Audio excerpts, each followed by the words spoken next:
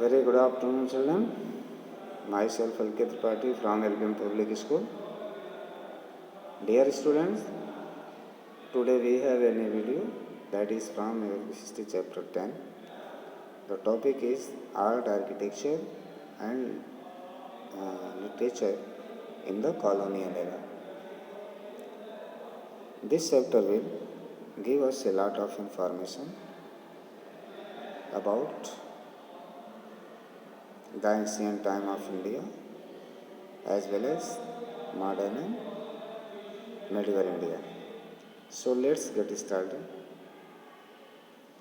First, we shall see Mughal miniature paintings are seen as timeless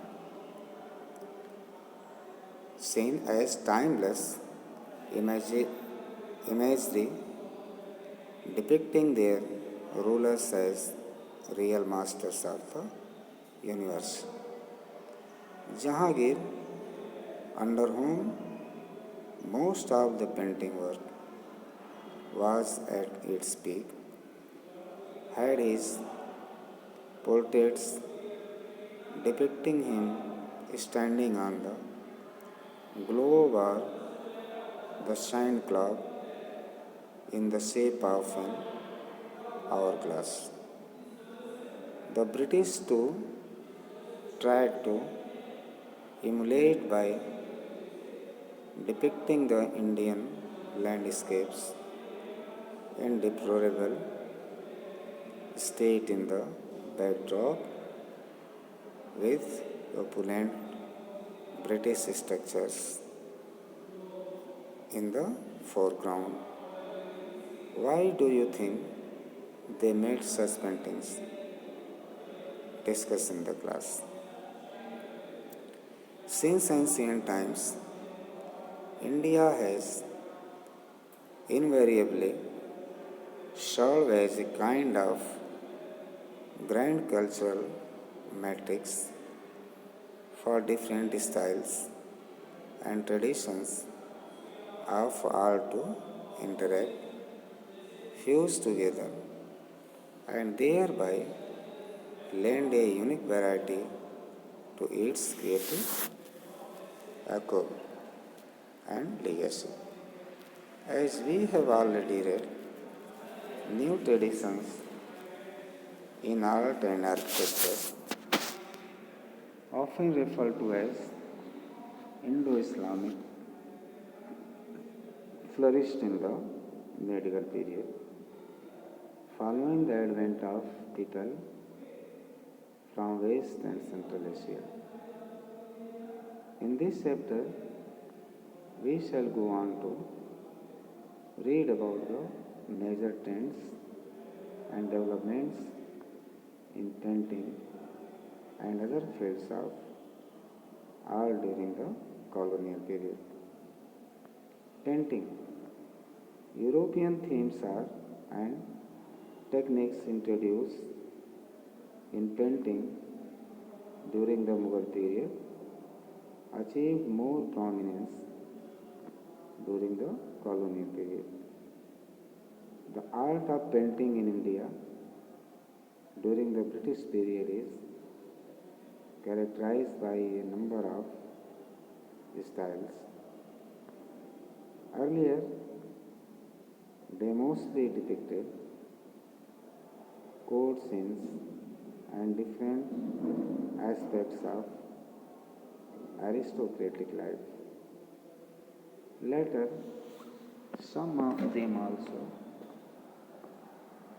choose ordinary people and their lives as their subjects. However, in some way or the other, their paintings always reflected a sense of superiority, characterizing their colonial mindset. Some of the major trends of the imperial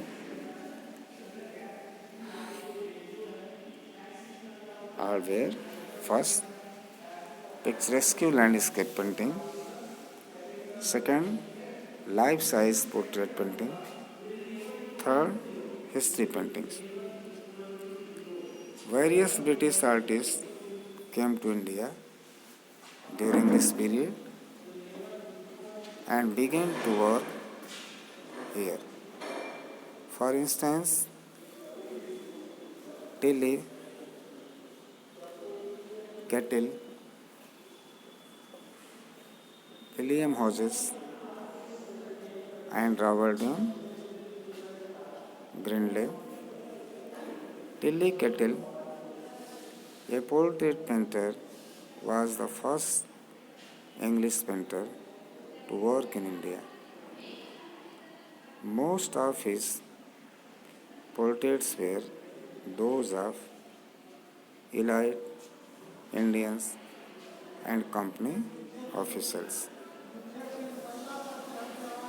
William Hodges visited India during the period of Warren Hastings in 1778. The first English professional landscape painter in India, he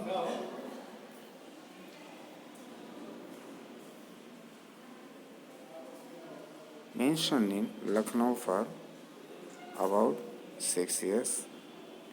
In 1793, Hodges published an illustrated book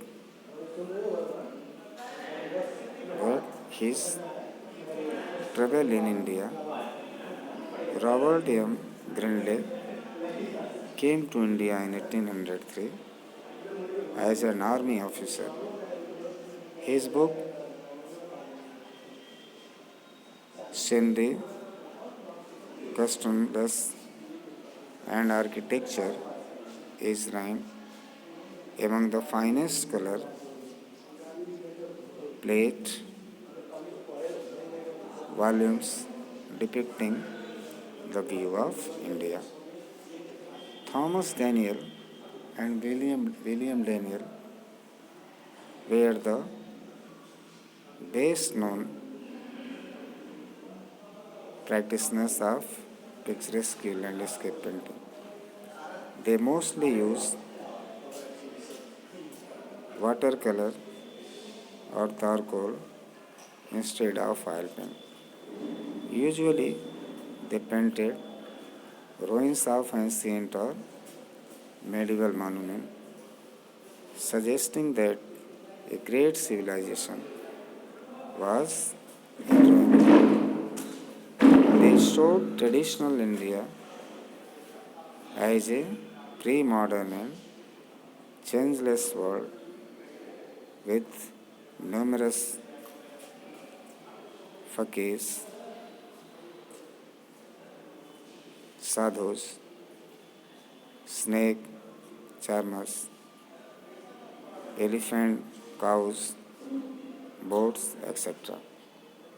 However, when they painted British settlement and new commercial centers, they painted large and majestic buildings, new means of transport, etc., to contrast life in Indian cities and towns in the pre-colonial and colonial periods.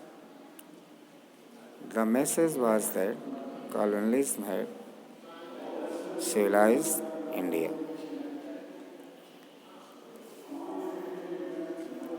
The European artists assumed that the subject matter of the painting must look as real as possible. They used to observe the subject carefully and then painted it. So many of their paintings appear to be real and very close to life. Thus, we can say that the European artists brought with them the idea of realism, British artists introduced life-size portrait for the first time. They emphasize the superiority of British power by showing Indians as servants in the background and the British as the forefront.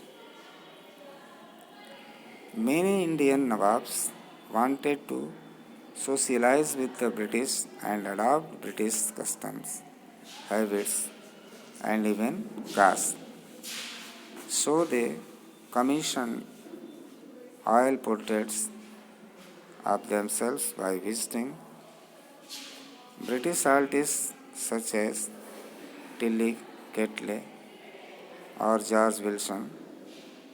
Another famous European painter, Johann Joffre, came to India in search of his patron in the 1780s.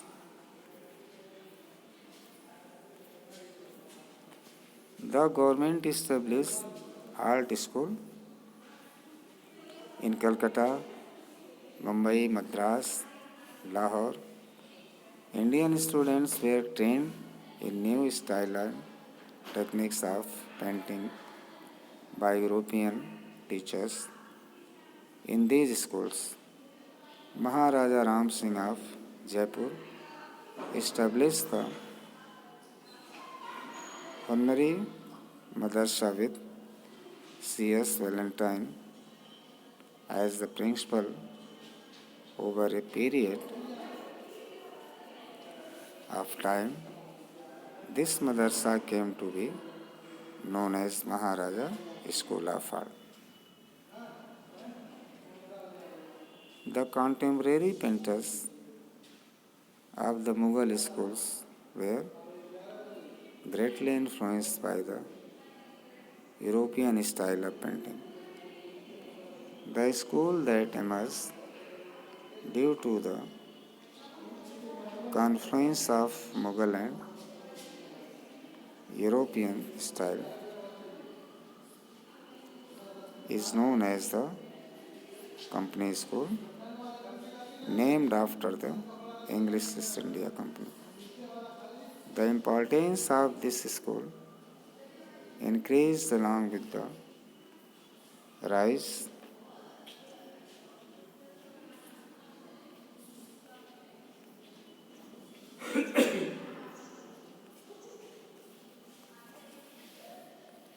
along with the rise